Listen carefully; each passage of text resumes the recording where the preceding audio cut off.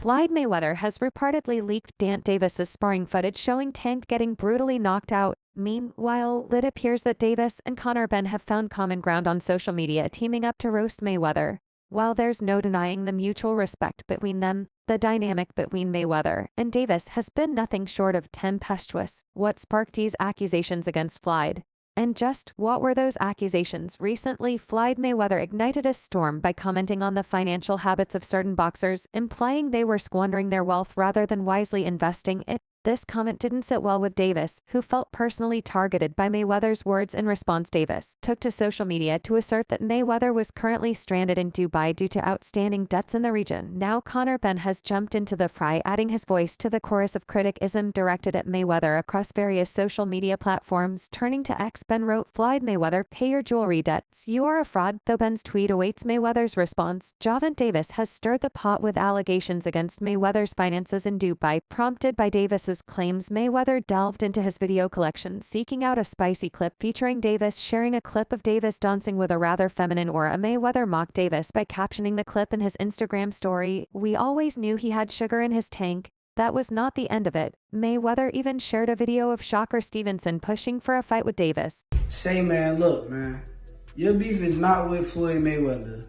You sitting here beefing with Floyd. It's a fighter out here that's been calling your name that want to fight you. Gervonta Tank Davis, let's make the fight happen, man. I'm tired of tweeting. I'm tired of talking about it. Stop ducking me and let's make the fight happen, man. Come on. Aside from the renewed rivalry between Davis and Mayweather, Davis and Conor Ben, who appear to be collaborating, have never really been on the same team before. In the realms of boxing, chatter whispers weave tales of Gervonta Davis poised to fight Frank Martin come June, yet rewind to the archives of February, and the landscape was vastly different. Just after his triumph against Peter Dobson, Conor Ben hungered for a high-stakes bout, and his promoter Eddie Hearn envisioned Davis as the ideal adversary. Davis, dormant since his victory over Ryan Garcia the prior April, became the target of Hearn's ambitious $25 million offer, a gambit he wagered Davis couldn't resist. However, Tank Davis promptly turned down the proposal when Hearn lamented Davis's rejection. It became evident Davis leaked Hearn's email highlighting that the offer was merely $10 million plus a share of PPV and gate earnings. While the offer held weight, it didn't align with Ben or Davis's expectations, leading to the cancellation of the fight. Someone said to me, "Is it ethical?" And I said, Gervonta Davis and ethics don't always sit hand in hand, but I like Gervonta, I've always got on well. We were talking, he asked me to make him an offer. I made him an offer, private and confidential. He decided to put it on social media. It was 10 million minimum with a big pay-per-view upside. Thought it was a great offer.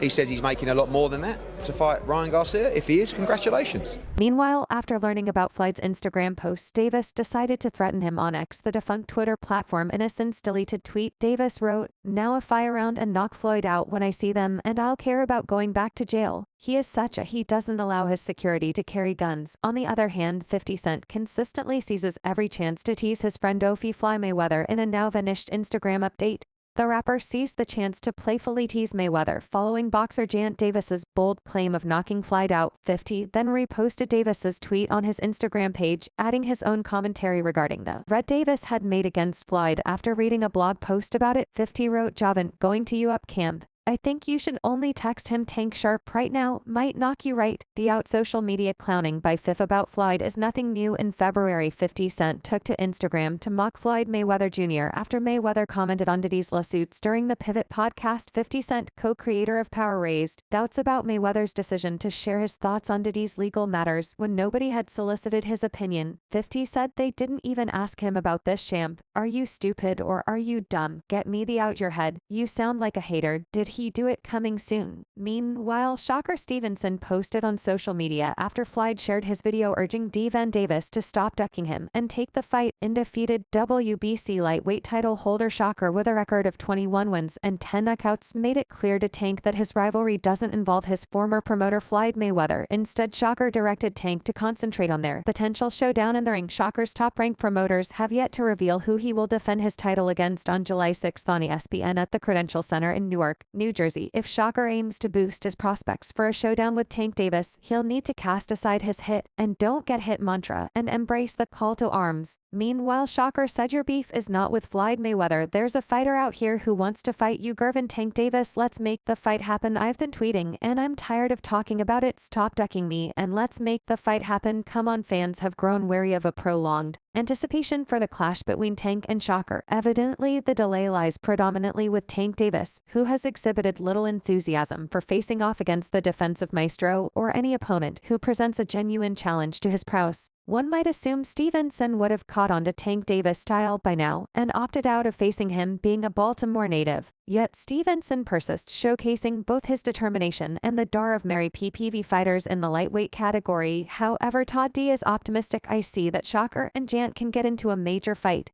The two have achieved notable victories in several weight classes without ever coming into contact with one another, so a match between them is sure to be very profitable. While Stevenson's next move is still unknown, Davis appears to be headed for a stiff test later this year against Frank Martin. A bout between the two fighters would be extremely appealing if they both complete their upcoming responsibilities.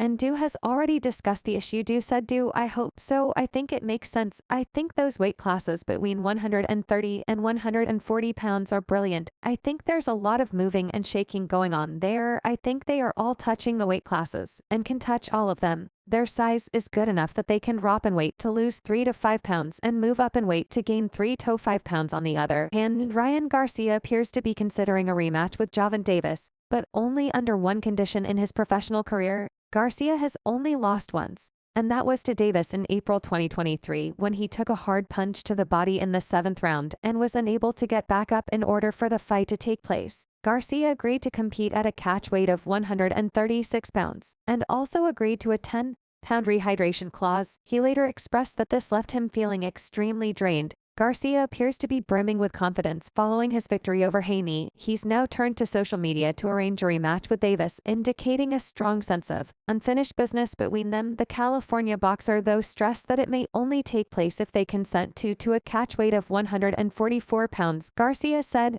"Everyone want to talk about the little stupid Tank. Let's fight. Enough of that funny talk. Come see me at 144 and let's stop the talk. If you beat Frank Martin, let's run it on June 15th. Davis will compete against Frank Martin at lightweight." And it doesn't seem realistic that Davis will genuinely comply with Garcia's request, naming his hit list during a recent interview with TalkSport.